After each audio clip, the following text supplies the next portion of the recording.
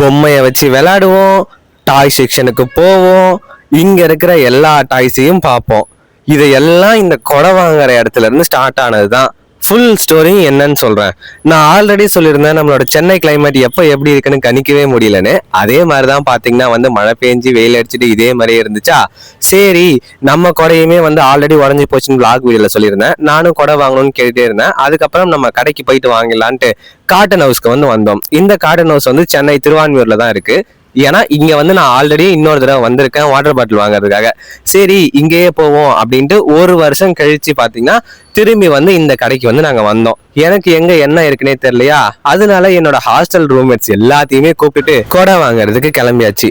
ஒரு கொடை வாங்கவா இவ்வளவு பேர் போறீங்களான்னு கேட்டீங்கன்னா ஆமா, எங்க ஹாஸ்டல்ல நாங்க எது வாங்குறதா இருந்தாலும் எல்லாருமே போவோம்.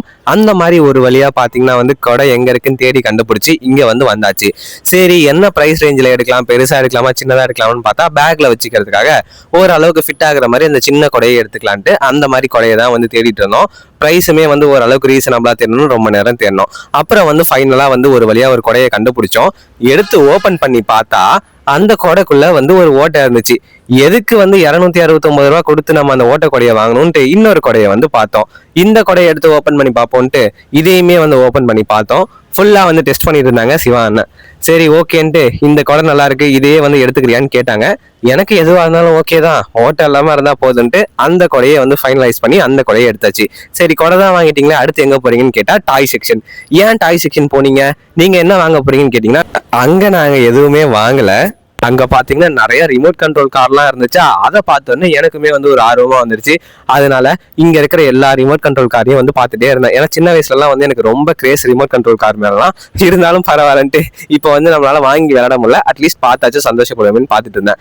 அதுக்கப்புறம் ஷூ செக்ஷனுக்கு போவோம், சும்மாவாச்சும் போய் பார்த்துட்டு வருவோம் என்ன பிரைஸ் ரேஞ்சில் இருக்குன்னு பார்ப்போம்னு பார்த்தேன். 1000ல இருந்து 1500 ரேஞ்ச் கூட நிறையவே இருந்துச்சு. சரி ஓகேன்ட்டு வந்தாச்சு. ஜி பாத்தீங்கன்னா 4-5 பால் எடுத்துட்டு வந்தாரு. அதுக்கப்புறம் தான் அவருக்கு பிரைஸ் தெரிஞ்சது 1 19 ரூபான்னு. அப்புறம் 2 எடுத்துட்டு அவரே பில் போட விட்டாச்சு. கொடைக்கும் பாலுக்கும் சேர்த்து அவரே பில் போட்டு வரன்ட்டு வெயிட் பண்ணிட்டு இருந்தோம் நாங்கெல்லாம் கீழே.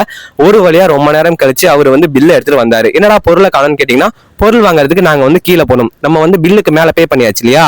இப்போ ப்ராடக்ட்டை வாங்குறதுக்காக நம்ம திரும்பி கிரவுண்ட் ஃப்ளோருக்கு போனோம். ஒரு வழியா அவ்வளவு கூட்டத்துல கீழே இறங்கி வந்தாச்சு. இப்ப போயிட்டு நம்மளோட பில்லை கொடுத்தோம்னா அவங்க நமக்கு நம்மளோட ப்ராடக்ட்டை எடுத்து கொடுத்துருவாங்க.